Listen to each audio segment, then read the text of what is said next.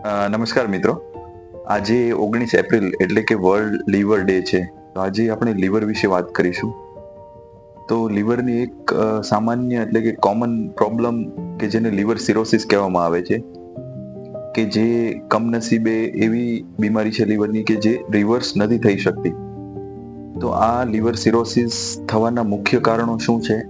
તો સૌપ્રથમ કારણ ફેટી લીવર, મેદસ્વીતા, સ્થૂળતા, કે જેમાં લીવરની અંદર ચરબી જમા થાય છે અને ધીરે ધીરે 20-30% લોકોમાં એ ફેટી લીવર સિરોસિસમાં પરિણમે છે અને એના લીધે બધી તકલીફો થાય છે.